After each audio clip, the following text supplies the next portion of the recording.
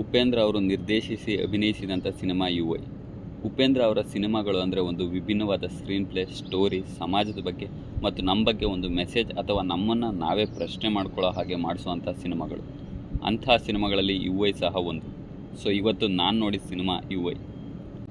ಎಲ್ಲ ಕಡೆ ಉಪೇಂದ್ರ ಅವರು ಹೇಳಿರೋ ಹಾಗೆ ಸಿನಿಮಾದಲ್ಲಿ ಹೆಚ್ಚಾಗಿ ಮೆಟಫರ್ಗಳನ್ನ ಯೂಸ್ ಮಾಡಿದ್ದೀನಿ ಅಂತ. ನಾನು ಎಕ್ಸೈಟ್ ಆಗಿದ್ದೀನಿ ಎಷ್ಟು ಸೀನ್ಗಳನ್ನ ಡಿಕೋಡ್ ಮಾಡ್ತೀರಾ ಮತ್ತು ಮೂವಿಯ ಕೊನೆ ಶಾಟ್ನ ಡಿಕೋಡ್ ಮಾಡೋಕ್ಕೆ ಎಷ್ಟು ಟೈಮ್ ತಗೋತೀರಾ ಅಂತ ಅವರು ಟ್ವಿಟರ್ ಮತ್ತು ಇನ್ಸ್ಟಾಗ್ರಾಮ್ನಲ್ಲಿ ಪೋಸ್ಟ್ ಸಹ ಮಾಡಿದರು. ಯುವೈ ಟೈಟಲಿಂದನೇ ಡಿಫ್ರೆಂಟ್ ಅನಿಸೋ ಈ ಸಿನಿಮಾ ಹಲವಾರು ಜನಕ್ಕೆ ಹಲವಾರು ಥರ ಕಾಣಿಸುತ್ತೆ ಮತ್ತು ಹಲವಾರು ಥರ ಅರ್ಥ ಮಾಡ್ಕೊಳ್ತಾರೆ. ಇದೇ ಸರಿ ಅಂತ ಇಲ್ಲಿ ಯಾರೂ ಹೇಳೋಕ್ಕಾಗಲ್ಲ. ಅವರವರ ಪರ್ಸೆಪ್ಷನ್ನಿಂದ ಹೀಗಿರ್ಬೋದು ಇಲ್ಲ ಹಾಗಿರ್ಬೋದು ಅಂತ ಯೋಚನೆ ಮಾಡ್ತಿದ್ದಾರೆ. ಜೊತೆಗೆ ತಮಗನ್ಸಿದ್ದನ್ನ ಇನ್ಸ್ಟಾಗ್ರಾಮ್ ಮತ್ತು ಯೂಟ್ಯೂಬಲ್ಲಿ ಪೋಸ್ಟ್ ಮಾಡಿ ಹಂಚ್ಕೋತಿದ್ದಾರೆ. ಉಪೇಂದ್ರ ಸಿನಿಮಾಗಳನ್ನು ರಿವ್ಯೂ ಮಾಡೋದು ಅಂದರೆ ಸ್ವಲ್ಪ ಕಷ್ಟ ನನ್ನ ಪ್ರಕಾರ. ನಾನು ಸುಮಾರು ಸಲ ಈ ಮೂವಿನ ನೋಡಿದೆ, ಬಟ್ ಹೇಗೆ ಹೇಳಬೇಕು ಏನು ಹೇಳಬೇಕು ಅಂತ ಗೊತ್ತಾಗಲಿಲ್ಲ. ಸೊ ಅದಕ್ಕೆ ಫೈನಲಿ ಏನಾದರೂ ಆಗಲಿ ನನ್ನ ಪ್ರಕಾರ ನನಗನ್ಸಿದ್ದನ್ನ ನಾನು ಹೇಳೋಣ ಅಂತ ಈ ವಿಡಿಯೋ ಮಾಡ್ತಿದ್ದೀನಿ. ಇದು ಕೆಲವರಿಗೆ ಸರಿ ಅನ್ನಿಸ್ಬೋದು, ಕೆಲವರಿಗೆ ಏನು ಹೇಳ್ತಿದ್ದಾನೆ ಗುರು ಇವನು ಅನ್ನಿಸ್ಬೋದು, ಮತ್ತು ಅದು ತಪ್ಪು ಕೂಡ ಅಲ್ಲ. ಏಕೆ ಅಂದರೆ ನಾನು ಅರ್ಥ ಮಾಡ್ಕೊಂಡಿರೋ ರೀತಿಯೇ ಬೇರೆ, ಇನ್ನೊಬ್ಬರಿಗೆ ಇನ್ನೊಂದು ರೀತಿ ಅರ್ಥ ಆಗಿರ್ಬೋದು ಮತ್ತು ಅವರು ಅರ್ಥ ಮಾಡ್ಕೊಂಡಿರೋ ರೀತಿಯೇ ಬೇರೆ ಆಗಿರ್ಬೋದು. ಸೊ ಸಿನಿಮಾದಲ್ಲಿ ಎರಡು ಮುಖ್ಯ ಪಾತ್ರಗಳು ಬರ್ತವೆ.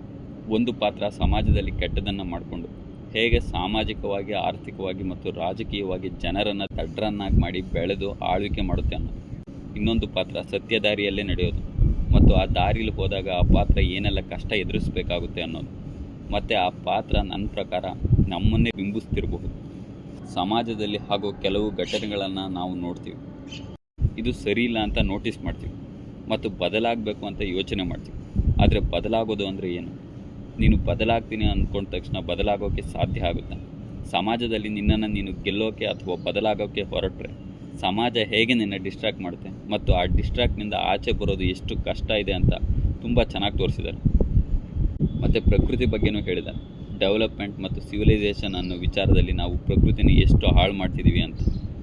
ಇಷ್ಟಲ್ಲದೆ ಕೊನೆಯಲ್ಲಿ ಒಂದು ಶಾರ್ಟ್ ಬರುತ್ತೆ, ಅದನ್ನು ಡಿಕೋಡ್ ಮಾಡೋದಾದರೆ ಯು ಸಿಂಬಲಲ್ಲಿ ಒಂದು ಹುಡುಗಿ ಡ್ಯಾನ್ಸ್ ಮಾಡ್ತಿರೋ ರೀಲ್, ಇನ್ನೊಂದು ಬ್ರೇಕಿಂಗ್ ನ್ಯೂಸ್ ಮತ್ತು ಲಾಸ್ಟಲ್ಲಿ ಜಗಳ ಆಡ್ತಿರೋದು, ಇನ್ನು ಐ ಸಿಂಬಲಲ್ಲಿ ಏನೋ ಎಂಜಾಯ್ ಅಥವಾ ಸುಖದಲ್ಲಿ ಮುಳುಗಿ ಹೋಗಿರೋದು ಮತ್ತು ಒಂದು ಆನಿಮಿ ಕ್ಯಾರೆಕ್ಟರ್ ನಗ್ತಾ ಇರೋದು.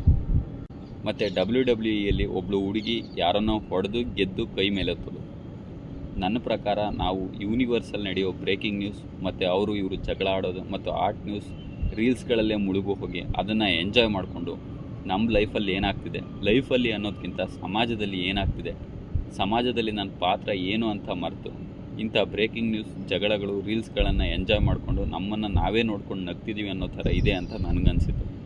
ಇನ್ನೊಂದು ಕಡೆಯಿಂದ ಈ ಬ್ರೇಕಿಂಗ್ ನ್ಯೂಸ್, ರೀಲ್ಸ್, ಜಗಳಗಳು ಮುಂತಾದ ಡಿಸ್ಟ್ರಾಕ್ಷನ್ಗಳಿಂದ ನೀನು ಫೋಕಸ್ ಆಗಿ ಇಂಟೆಲೆಕ್ಚುಲಿ ಹೇಗೆ ಬದಲಾಗ್ತೀಯ ಅನ್ನೋದು ಇರ್ಬೋದು, ಇಲ್ಲ ಬೇರೆನೂ ಇರ್ಬೋದು. ಸೊ ಇದಿಷ್ಟು ಯುವೈ ಸಿನಿಮಾದಲ್ಲಿ ನಾನು ನೋಡಿದ್ದು ಮತ್ತು ನನಗನ್ಸಿದ್ದು. ಇನ್ನು ನೀವು ಯುವೈ ನೋಡಿದರೆ ನಿಮಗೇನಿಸ್ತು ಅಂತ ಕಮೆಂಟ್ ಮಾಡಿ.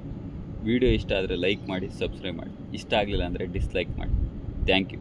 C you soon.